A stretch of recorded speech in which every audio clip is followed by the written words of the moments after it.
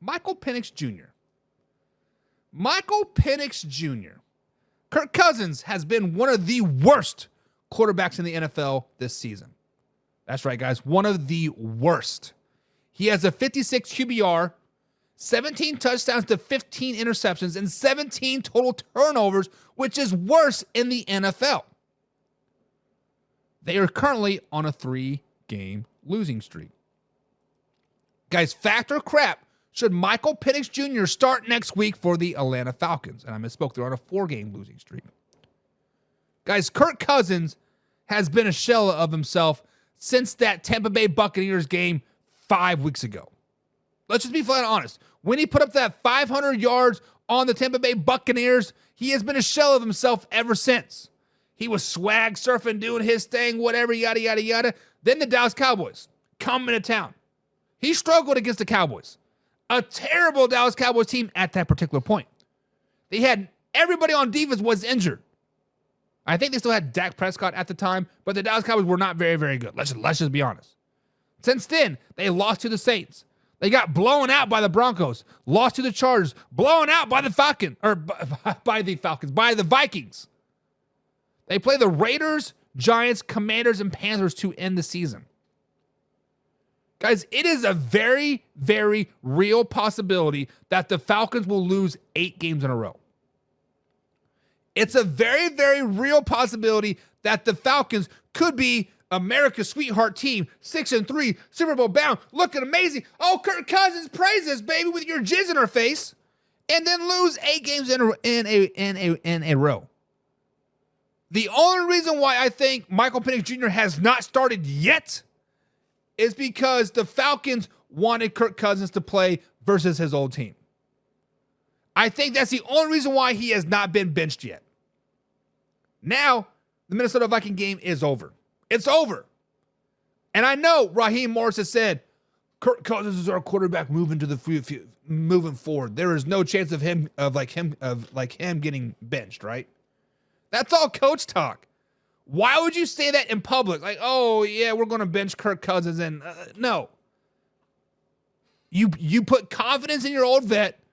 Michael Penix Jr., know your role. But, hey, in the back of your mind, you're thinking, man, Michael Penix Jr. could be, let's just be flat out honest. ESPN game. Atlanta Falcons at the Las Vegas Raiders. December 16th. Monday Night Football. Next week. It is a very, very real possibility that we see Kirk Cousins crumble yet again during primetime game. It is a very, very real possibility that we see Kirk Cousins throw 3 interceptions in the first half versus the Las Vegas Raiders at Allegiant Stadium. It is a very, very real possibility that we see Michael Penix Jr. come in at halftime and muster a comeback and beat the Las Vegas Raiders to give them their 8th straight loss, like I said that was going to happen earlier this summer, and you all laugh at me. It's a very, very real possibility that we see Michael Penix Jr. this game versus the Las Vegas Raiders, guys. This is a fact. This is a fact. Because if the Falcons do not beat the Raiders, their playoff chances are over. Let's just be honest. If the Falcons lose to the Raiders and Kirk Cousins sucks, their playoff chances are over. Hell, I have more faith in the Carolina Panthers at that point making the playoffs than the Atlanta Falcons. I think it's a fact. I think it is a fact that he will, in doubt, start this season. What do you guys think? Laura says, sit Cousins down. Give him a bikini and a blanket and send him packing. I'm so thankful Minnesota did not pay him what he wanted.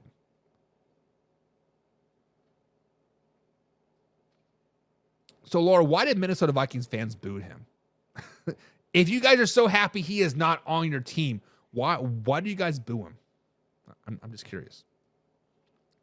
Alpha Rob says, I didn't think he hasn't been benched because they're still in the hunt, I think. And you are correct, Alpha Rob. They are still technically in the hunt, right? They do have the tiebreaker over the Tampa Bay Buccaneers because they swept them earlier this season. They do have a very real potential chance to make the playoffs.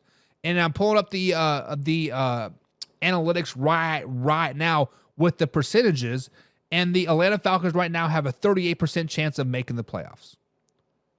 38% chance, with the Bucs sitting at a 71% chance. So even if basically the Falcons have to win out for them to make the playoffs. They need a 9-10 win season for them to make the playoffs. And I don't see that happening right now. So basically, once they lose to the Raiders, or if they lose to the Raiders, why not put the kid in, right? Laura says, send Penix Jr. in and watch the kid take control of a bad situation. You know what would be funny? Like, first things first is I want the Tampa Bay Buccaneers to make the playoffs. I like Baker. I like what he's doing down there. But what would be hilarious is if Kirk Cousins shits the bed in the first half versus the Raiders on Monday Night Football next week. Insert Michael Penix Jr. Leads them into a comeback, right? And then the following week, when they play the New York Giants at home, beat the Giants. And then they go to Washington, D.C. and take on the Commanders. And they beat the Commanders. All of a sudden, they're back in first place in the NFC South. All of a sudden, they're clicking. All of a sudden, they're doing good things, right? Michael Penix Jr. jams his thumb or something crazy. He gets hurt. Can't play against the Panthers. Panthers beat the Atlanta Falcons and Kirk Cousins to miss the playoffs. Wouldn't that be the most Atlanta thing ever? Laura says, isn't next Monday the Vikings and Bears? I believe it's Minnesota whiteout game. I think they got 2 games on Monday night next week, Laura. I could be wrong, but let me look it up. But the Falcons and Raiders definitely do play on Monday night. So yes, it is a 2 Monday night game. So the Vikings and Bears is on ABC, and then the Raiders and Falcons are on ESPN. So it is a 2 Monday night game next week. So there's that. And Laura says, I can't tell you why they booed him. Vikings fans were supposed to be bigger person, and they're not.